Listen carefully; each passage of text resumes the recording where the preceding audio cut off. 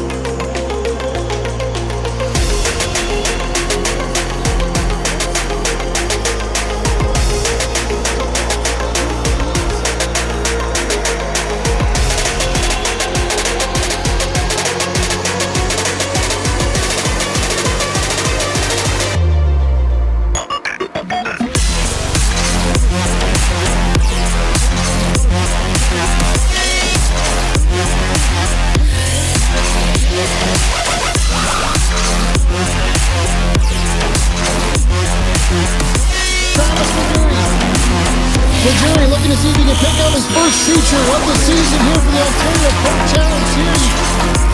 Down the back straightaway for the final time into turn 3 and 4. Off of turn 4, checkered flag in the air.